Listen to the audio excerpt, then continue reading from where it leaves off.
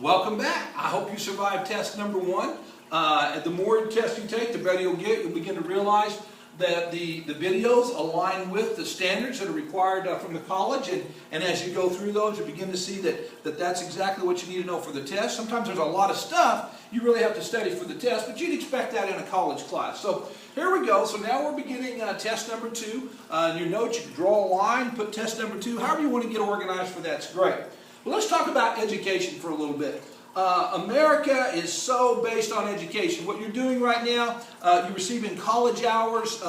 This is one of the things that allows us in America to be able to better ourselves. We have genetics versus environment. We talked about that. So college classes are environment. That's something we can do to improve us, to get us better. And some people may disagree that a college degree makes you more marketable or makes you smarter or whatever. But the thing is regardless of the deal, you begin to realize the more college classes you take, it takes extra effort, and you've got to be more organized. You got to learn more and that type of thing. So what you have to do to get that college degree, what you have to do to take these classes, is really what you're saying with that final degree. You're saying, yeah, I have the stick-to-itness enough. I'm self-motivated. I can do these things. So let's look about education here for a little bit. So I've got this coloring book. I figured after test 1 we might drop back a little bit, and here we are in college, and I'm showing you a coloring book, but it's kind of like this. All of you are kind of like the different.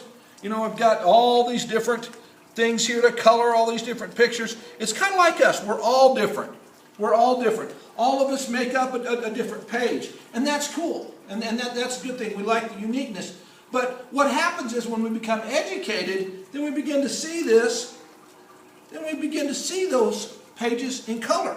We begin to see, and this is not a trick. We didn't switch the camera. So see, in person, this is actually a little bit better than it is on the camera. But once again, education is the color. That's what we see. We understand ourselves. We understand this world. We get away from this just basic pictures, and as we get education, then we begin to see things with color. We understand it more, we see more, and that's the color. Now, what happens is a lot of times we just refuse to be educated, okay? We're just like, oh, I just don't even want to think about it. And what happens is that's where we have nothing. That's where we don't look at things analytically. We don't look at it. We don't say where we're at. So that's why this country is really one of the great things about this country is it's based on being an educated people. So once again, here we go. You guys all make up different pictures here as you come in this class. Remember, it's worth it. Stay with your degree. Stay with this. Psychology is a perfect class to learn about yourself, learn about others, and color your world. And so, remember, if you weren't taking this class, you'd be right here. So, hey, that's just a little bit of encouragement as we go on to test number 2. So, in test number 2, we're going to start talking about research. We're going to start talking about the brain. We're going to get into a lot of different things. When researchers conduct experiments on humans, now, as of about 15 years ago, they have to take 3 important issues into consideration. Because it used to be, when we did research, we would just do these different forms of research, and we would just want to see what would happen. And lo and behold, we found some real problems. And even though we think that people are all moral and ethical, college students, a lot of times they'll put a sign up in the cafeteria or in one of the dorms. Hey, college students, you want to make $10? Come over this weekend and participate in this research or something. So they may have you try a product. For $10, or even nowadays for $100, give us 3 weekends and $100. And we want you to try the shampoo, and we'll see if your hair falls out or whatever.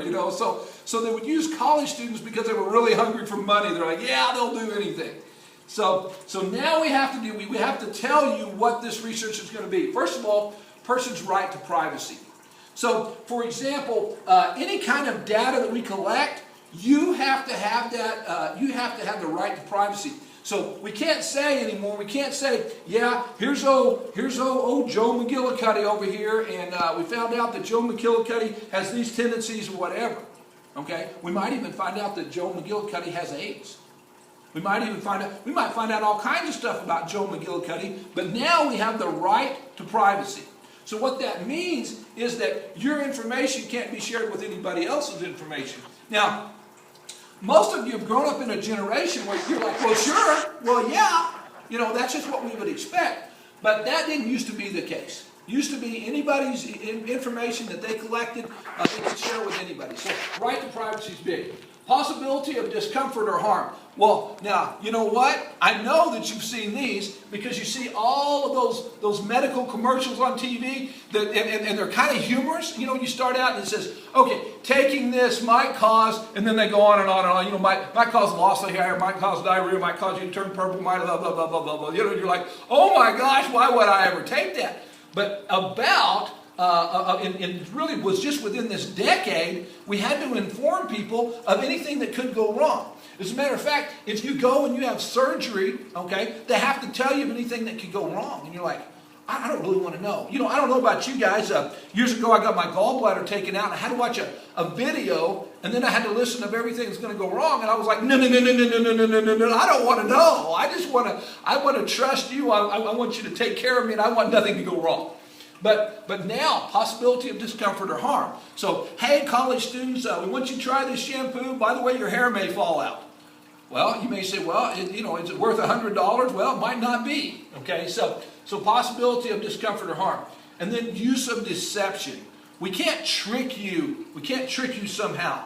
Okay, so that's really important. So this is research that we conduct on humans. Now, unfortunately, monkeys, mice, all those kinds of things, they don't fall under that. So we're going to trick those mice pretty good. But if researchers don't fall by this, then they're extremely susceptible to major lawsuits and also losing their license, depending on what kind of research person they are. So that's a big one. We want to realize that psychology involves research with humans. So that's a big thing. So as we move from that, we're going to begin to talk about the brain.